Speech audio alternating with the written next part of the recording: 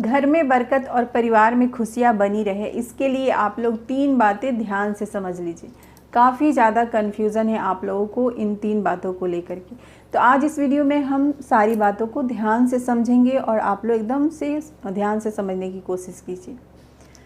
पूजा पाठ में ऐसी कौन सी आप 3 गलतियाँ करते हैं जिसकी वजह से आपके घर की बरकत दिनों दिन कम होती जा रही है? कौन सी वो 3 बातें हैं जो आप लोगों के काफ़ी सारे पूछे जाते हैं? जाने अनजाने आप पूजा में ऐसी कौन सी गलतियां कर रहे हैं जिसके वजह से आपके घर की सुख समृद्धि शांति धीरे धीरे खत्म होती जा रही है? इसके लिए आप लोग वीडियो को अंत तक अवश्य देखिएगा, तभी आपको सारी बातें ध्यान से समझ में आएगी, क्योंकि आप लोग काफ़ी ही कंफ्यूज हैं इस बातों को लेके। सबसे पहली बात तो देखिए, आप चाहे कितना ही पूजा पाठ कर ले, कितने ही तीर्थ धाम चले जाएं, जब तक आपके घर में आपकी कुल देवी देवता प्रसन्न नहीं होंगे, आपके पूजा का कोई फल आपको प्राप्त नहीं होगा। घर के देवी देवता का पहला पूजा किया जाता है। घर के जो हमारे इष्ट देवता हैं उनको हम पूजा करते हैं, तभी हमारे घर में सुख समृद्धि बरकत बनी रहती है। अब आप लोग बोलते हैं कि दीदी अगर हमें पता ही नहीं है कि हमारे कुल देवी देवता कौन है तो फिर हम पूजा कैसे करें? तो अगर आपको पता नहीं है तो आप क्या करें, अपने पूजा मंदिर में एक छोटा सा सोपाड़ी रख करके और डेली उनका पूजा कीजिए कि आप मेरे कुल देवी देवता जो भी हैं, सबसे पहले मैं आपको पूजा कर रही हूँ, आप मेरा पूजा स्वीकार करें। या तो देवी होंगे या फिर देवता होंगे, यही तो होते हैं ना। अब नहीं पता है फिर भी आप कुल देवी देवता करके ऐसे पूजा कीजिए, तो आपका पूजा भगवान स्वीकार करेंगे। आजकल बहुत सारे घरों में मैं देख रही हूँ कि पूजा पाठ करने के बाद भी घर की बरकत दिनों दिन कम होती जा रही है, क्योंकि लोगों को तो पता ही नहीं है कि उनके इष्ट देवता कौन है, उनके कुल देवी देवता कौन है।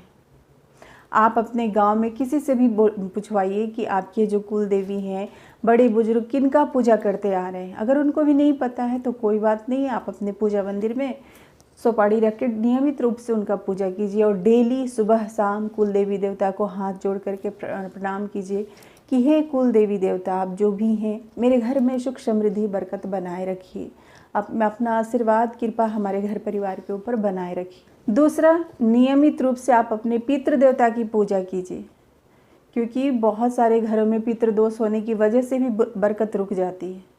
और बरकत के ऊपर बहुत सारा मेरा प्लेलिस्ट है, आप जा कर के देखिए, आप लोगों को अत्यधिक लाभ मिलेगा। और आगे बढ़ने से पहले आप लोगों से एक छोटी सी निवेदन है, वीडियो अच्छी लगती है तो लाइक और चैनल को सब्सक्राइब जरूर किया कीजिए। आजकल आप लोग वीडियो देखते हैं ना ही तो लाइक करते हैं ना ही सब्सक्राइब करते हैं।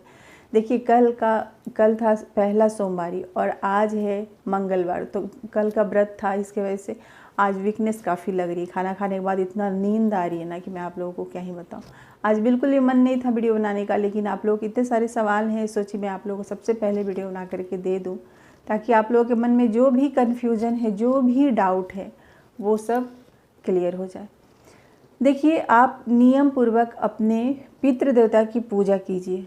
शाम के समय दक्षिण दिशा की तरफ खड़े होकर एक दीपक जलाइए, और नहीं तो हर महीने की अमावस्या तिथि पर पितरों के निमित्त दान पुण्य और दीपक जलाइए। पीपल के पेड़ में जा कर के दीपक जलाइए, पितरों से प्रार्थना कीजिए कि वो जो भी गलतियाँ हुई हो उनको माफ़ करके आप पे और आपके घर परिवार के ऊपर प्रसन्न रहें। दूसरा, आप लोगों का काफ़ी ज़्यादा कन्फ्यूज़न है कि दीदी मुख्य दरवाजे पे पूजा किस तरीके से किया जाता है। इसके ऊपर मैंने कितने टाइम वीडियो बना दिया है, आप लोगों को फिर भी पता नहीं क्यों कन्फ्यूज़न है।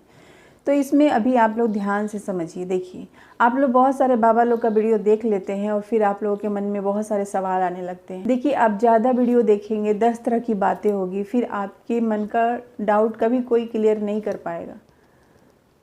मैं आपको वही बातें बताती हूँ जो मेरे बड़े बुजुर्ग करते आते थे और जो शास्त्रों में वर्णन है। ऐसे तो आप बहुत सारा वीडियो सुनेंगे और सुन के आप कंफ्यूज होते रहेंगे, तो फिर मैं क्या, कोई भी आपका डाउट क्लियर नहीं कर पाएगा। इसलिए अभी आप लोग यहाँ ध्यान से समझिए। सबसे पहले जब आप उठते हैं, अच्छा आप लोगों ने बोला कि दहलीज पे जल छिड़कने का क्या, तांबे के लोटे में पानी रखें या फिर पित्तल के बर्तन में पानी रखें या फिर मिट्टी के घड़े में, ऐसा कुछ नहीं है। वहाँ आपको जल छिड़कना है, ज़रूरी नहीं कि वो बर्तन तांबे का हो, पित्तल का हो या फिर मिट्टी का हो। जैसे सुबह आप उठते हैं ना, ज़्यादा अच्छा होगा पूजा मंदिर में जो आप जल रखते हैं उसमें थोड़ा सा हल्दी मिला के सबसे पहला काम करना है आपको, दहलीज का छिड़काव करना है। पूजा मंदिर में नहीं रखे हैं तो रसोई घर में जो पानी रखे हैं किसी बर्तन में, उसका भी छिड़काव आप अपने दहलीज पे कर सकते हैं। इसमें कोई कन्फ्यूज़न है ही नहीं। ज़्यादा लोगों की बातें आप मत सुना कीजिए। अगला सवाल आप लोगों ने पूछा है कि क्या पीरियड में हम दहलीज पे जल छिड़काव कर सकते हैं या नहीं। जी बिल्कुल कर सकते हैं। पीरियड में भी आप दहलीज का श्रृंगार और जल छिड़काव कर सकते हैं। सिर्फ आपको अपने पूजा मंदिर में भगवान की पूजा नहीं करनी है, बाकी दहलीज का श्रृंगार और दहलीज पे जल छिड़काव आप कर सकते हैं।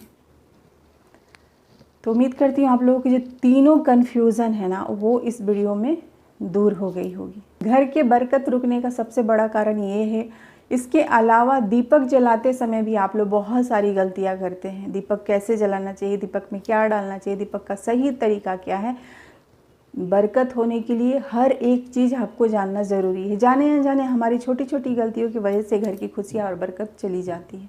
तो अगला वीडियो मैं डालूंगी कि दीपक जलाने का सही नियम, सही विधि क्या है, जिससे घर में माता लक्ष्मी की कृपा बनी रहे, घर में खुशियाँ बनी रहे, पति बच्चे जीवन में आगे बढ़ें और सुख समृद्धि बनी रहे।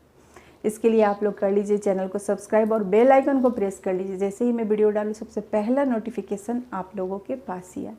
तब तक आप लोग अपना ख्याल रखिए, हंसते रहिए, मुस्कुराते रहिए। हर हर महादेव।